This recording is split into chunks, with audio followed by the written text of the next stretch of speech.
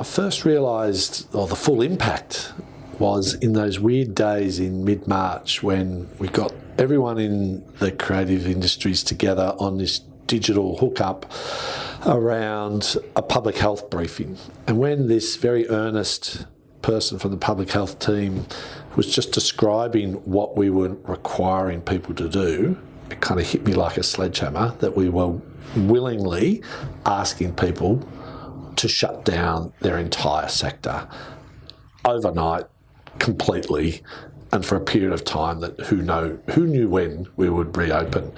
And in that moment, it just was, crikey, it doesn't get any bigger than this. Look, the biggest challenges have been at the personal level from so many stories I've heard. When you turn off an entire economy and an entire sector in a nanosecond, it has unpredictable consequences right across people's lives. And some of the really tragic stories I've heard, some of the really sad stories that I've spoken to people about have been really, really challenging. But what's been even more important, I guess, is how the industry has banded together, how different levels of government, different levels of community, and just thousands of people have rallied around to support each other to get people through one pandemic with a counter pandemic of kindness and support and decency. Focusing on those things, they've been the aspects that have kept, I'm sure, people strong and the sector strong. And it's also pointed to how we know that the long tail of this pandemic and its shutdown is going to be felt for a whole lot longer, well past when the music starts up again, because the impact has been pretty severe on a lot of people. I'm using my time differently in the current restrictions, like a lot of other people. I've mastered digital communications platforms that I didn't know existed previously. Strangely, this far in, 10, 12 weeks in, you get into more than a routine. You get into being really productive in different kind of ways now. As soon as we figure out how to do Parliament remotely, I might never leave St Kilda again. But pending that, it's really been how to engage and stay engaged in the digital world, but never underestimating the significance, the importance, and the need to, when this is all over, when we've flattened completely that virus curve, to come back with a creative sector and a live music sector that is going to be world's best. It's so important that live music remains strong, because when it's not there, we've come to realise how critical it is. And when we've seen it in the digital world and the opportunities that that's created, we've again understood what it is we're missing. And it's every part of it. It's the jobs, it's the magnifying effect throughout the rest of the economy, but it's also those opportunities for engagement, for participation, for storytelling, and for just being fundamentally a really interesting place that Victoria and Melbourne is built around music. Pull that away completely and overnight, and that's been a real valuable lesson. But what's been even more important during that crisis is just how well the music sector and its leadership has responded to keeping people together, to making sure that in such pretty grim circumstances, some work has been available, and even more importantly, advocating for a bigger, stronger comeback. Coronavirus has turned the world upside down when it comes to the live music industry. Everything's paused. The opportunities for how we learn from that is going to be really important. How do we make the best of the digital environment? It was already there, it was already huge, but it's going to be even bigger. How do you deal with that in a way in which respects the rights of the creatives and the workforce to have their contribution recognised? That's going to be pretty significant. But how do we bring back the world of the live venue, the live experience, the tactile thumping of that bass when you're out there at a venue? How do we do that in a way where we're going to have to coexist with this virus for some time? That's going to be a really significant challenge for us all, and we're all going to have to learn to adapt to that new public health reality of marrying safety with the live experience. That'll be a big challenge.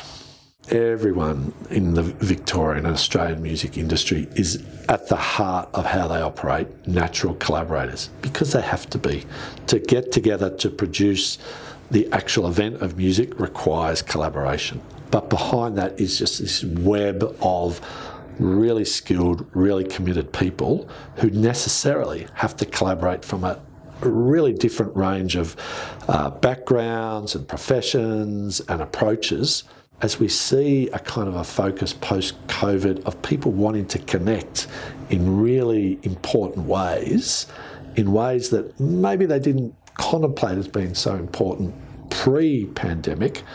That's going to be really significant, and that's going to require collaboration at an even higher level with even more people. Wellbeing groups, mental health groups, education groups. And when that comes then to our regional brothers and sisters in Victoria, making sure that we share that vision about the connectedness that people are looking for post the pandemic is going to be really significant. There's an unprecedented opportunity here to land something different that will not just grow the music sector, but grow it in a geographic, democratic way as well that shares it right across the country, let alone the state.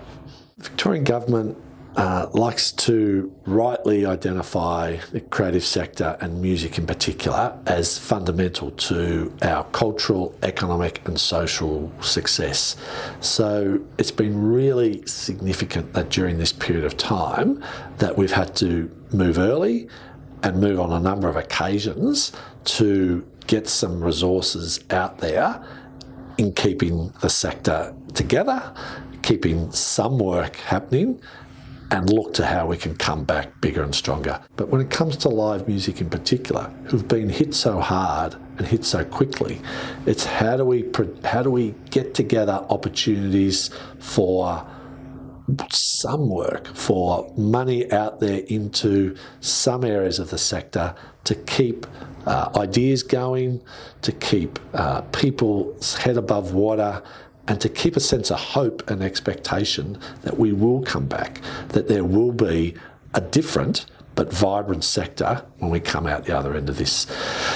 Whether it's been some of the creative, sustaining creative workers funds, whether it's been some of the stuff I've just come from a recording of the Black Sorrows at Hamer Hall for the Big Night In program, whether it's been the absolutely groundbreaking Victoria Together programs that we've seen live music absolutely come forward and really shine in terms of getting the important messages that music hasn't gone away, it's still there, and it's going to come back bigger and stronger. And the best thing about all of those efforts have been they've been led by the music industry, and that's been the most reaffirming thing, that music is integral to Victoria's DNA.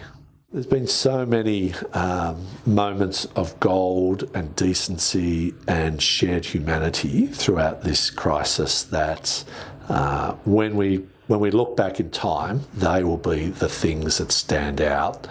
The work of our frontline health workers, the way in which caring professions have finally been recognised as really important to holding our society together.